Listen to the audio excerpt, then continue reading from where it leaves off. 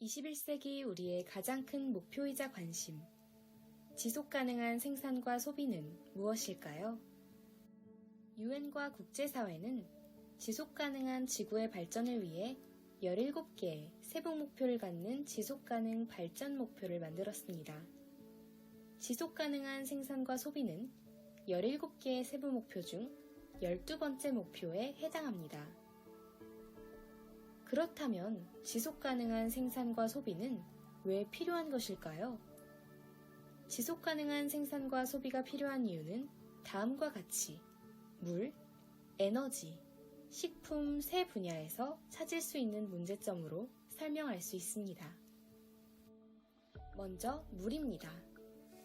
전 세계 물의 3% 미만이 신선하고 2.5%가 남극, 북극, 빙하 등에 동결되고 있습니다. 따라서 인류는 인간의 생태계와 담수 수요의 0.5%를 의존해야 합니다. 그러나 인간은 자연에서 재활용하고 호수에서 정수할 수 있는 것보다 더 빨리 물을 오염시키고 있습니다. 아직도 10억 명이 넘는 사람들이 담수를 이용하지 못하고 있는 실정입니다. 에너지는 어떠할까요? 전 세계 사람들이 에너지 소비 효율이 높은 전구로 바꾸면 연간 120억 달러를 절약할 수 있습니다. 에너지 효율 향상을 촉진한 기술적 발전에도 불구하고 OECD 국가들의 에너지 사용은 2020년까지 35% 증가할 것입니다. 상업 및 주거용 에너지 사용은 운송에 이어 두 번째로 빠르게 증가하는 에너지 사용 영역입니다. 마지막으로 식품입니다. 식품으로 인한 환경 영향은 생산 단계에서 발생하지만 가정에서는 식생활 선택과 식습관을 통해 영향을 미칩니다. 이는 결과적으로 식품 관련 에너지 소비와 폐기물 생성을 통해 환경에 영향을 미칩니다. 해마다 생산되는 모든 식품의 약 3분의 1은 소비자와 소매점 쓰레기통에서 썩거나 교통과 수확의 부실로 인해 폐기됩니다. 또한 토지 황폐화, 토양의 비옥도 감소, 지속 가능하지 않은 용수 사용, 어류 남획, 해양 환경 파괴로 식량 공급 능력이 떨어지고 있습니다. 식품업계는 세계 총 에너지 소비량의 약 30%를 차지하며 온실가스 배출량의 약 22%를 차지하고 있기 때문에 매우 중요한 비중을 차지합니다. 이러한 문제를 해결하기 위해 우리는 하루빨리 지속가능한 생산과 소비를 위해 노력해야 합니다. 지속가능한 생산과 소비에 대해 자세히 알아보기 위해 국가, 기업, 개인이 할 수 있는 일에 대해 알아보겠습니다. 지속가능한 소비를 위해 국가가 할 수 있는 일. 첫 번째는 공정무역입니다. 공정무역이란 개발도상국 생산자의 경제적 자립과 지속가능한 발전을 위해 생산자에게 보다 유리한 무역 조건을 제공하는 무역 형태를 말합니다. 다국적 기업 등이 자유무역을 통해 이윤을 극대화하는 과정에서 적정 생산 이윤을 보장받지 못한 채 빈곤에 시달리는 개발도상국의 생산자와 노동자를 보호하려는 목적에서 발생한 대안적 형태의 무역입니다. 공정무역을 통해 생산자들은 정당한 노동의 대가를 통한 경제의 발전으로 지역사회에도 도움이 되고 기업은 긍정적 이미지를 얻으며 결과적으로는 지속가능한 발전을 위해 도움이 될 수 있습니다. 두 번째는 보조금을 지원하는 것입니다. 수소 전기자동차 사업을 추진하며 이산화탄소를 줄이는 일을 돕는 기업, 자동차 폐기물을 이용해 업사이클 제품을 제작하는 기업 등 지속가능한 발전을 위해 노력하는 여러 기업들이 있습니다. 국가 차원에서 이런 기업들의 보조금을 지원함으로써 나라 전체의 지속가능한 삶을 격려할 수 있습니다. 이번에는 지속가능한 생산과 소비를 위해 기업이 할 수 있는 일입니다. 첫 번째로는 ESG 경영이 있습니다. ESG 경영이란 기업의 비재무적 요소인 환경, 사회, 지배구조를 뜻하는 말입니다. 기업 활동의 친환경, 사회적 책임 경영, 지배구조 개선 등을 고려해 지속가능한 발전을 위해 노력하는 경영을 의미합니다. ESG 경영은 총 3단계를 통해 실현될 수 있는데 바로 환경보호, 사회공헌, 지배구조입니다. 이러한 기업의 ESG 성과를 활용한 투자 방식은 투자자들의 장기적 수익을 추구하는 한편 사회적 이익에까지 영향을 줄 수 있습니다. 다음으로는 친환경적 사업입니다. 기업들이 진행할 수 있는 여러 가지 친환경적 사업 중 한 가지는 바로 재활용품을 이용한 패션 아이템입니다.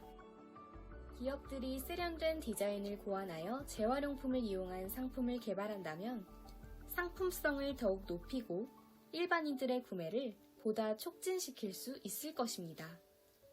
또한 특정 기간이 아닌 지속적으로 이런 상품을 개발하고 판매한다면 재활용품을 이용한 옷과 가방, 신발 등이 우리 생활에 더욱 일상화될 수 있을 것입니다. 배달 사업에 종사하는 기업들은 포장재의 전환을 통해 지속가능한 생산과 소비를 실천할 수 있습니다. 배달 스타트업 마켓컬리는 기존의 과대 포장으로 환경오염을 유발하였던 문제를 모든 포장재에 친환경 종이를 사용하는 방식으로 전환해 해결하였습니다. 친환경 종이는 5개월이라는 비교적 짧은 시간 내에 분해된다는 이점이 있어 보다 친환경적이라고 할 수 있습니다. 이 같은 방법으로 기업들은 유통시장을 개선해 지속가능한 생산과 소비를 위해 노력할 수 있습니다. 기업은 홍보를 하기 위해 소비자들에게 굿즈를 제공합니다. 하지만 이 굿즈를 받는 소비자들의 수가 많기에 굿즈를 만들고 제공하기 위해서는 환경에 많은 영향을 미치게 됩니다. 따라서 이런 현 상황을 인식한 기업들은 굿즈를 만드는 재료들을 친환경적인 재료로 바꾸기 시작했습니다. 예스24의 경우 친환경 종이 인증을 받은 종이들로 다이어리와 달력을 만들기 시작했고, 엔젤리너스의 경우 친환경 에코백과 친환경 텀블러 케이스를 제공하기 시작했습니다. 이외에도 스타벅스 같은 큰 카페들의 경우 이렇게 친환경적인 굿즈를 제공하는 경우가 많아졌습니다. 이런 친환경 굿즈의 사용은 친환경적이라는 기업 이미지 마케팅에 유리하게 사용되며 환경에 부정적 영향을 덜 미칠 수 있습니다.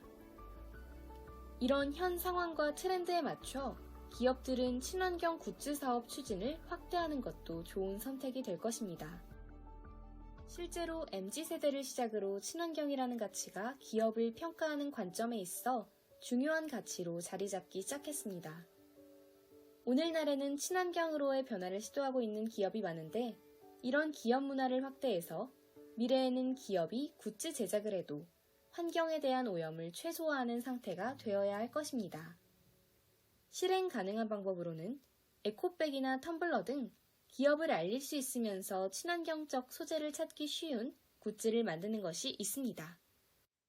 마지막으로는 지속 가능한 생산과 소비를 위해 개개인, 바로 우리가 할 수 있는 일입니다.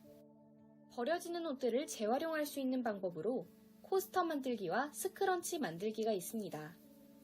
코스터를 만들기 위해서는 안 쓰는 자투리 천과 접착솜, 실과 바늘, 그리고 다리미가 필요합니다. 아래 보이는 방법대로 천과 솜을 이용해 다림질과 바느질을 통해 쉽게 완성할 수 있습니다. 스크런치 역시 안 쓰는 천과 고무줄을 이용해 바느질을 하여 간단하게 완성해서 사용할 수 있습니다. 쉽지만 유용하게 쓰일 수 있는 일상적인 물건들을 직접 만들어 사용해보는 것은 어떨까요? 또 하나의 일상 속에서 실천 가능한 방법으로는 중고거래가 있습니다. 중고거래의 장점은 자원을 아낄 수 있다는 것입니다. 한 가지 제품을 만드는 경우에 사용되는 여러 가지 자원들은 환경 악화의 원인이 되기도 하고 계속 버려지는 경우 낭비의 문제까지 야기할 수 있습니다. 따라서 중고거래를 하게 된다면 한 가지 물건으로 다른 사용자에게 편의를 줄 수 있기에 자원을 아낄 수 있습니다. 지속 가능한 소비와 생산을 실천하는 소비자가 되기 위한 첫 시작은 중고거래일 것입니다. 과도한 생산과 소비로 환경오염 문제와 자원 고갈 문제를 겪고 있는 현재 우리 사회.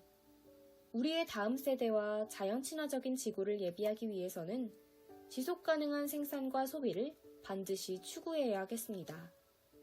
여러분 모두 일상생활 속에서 작은 실천 하나하나를 통해 지속 가능한 생산과 소비를 실현하는 바람직한 사회 구성원이 되기를 바랍니다. 감사합니다.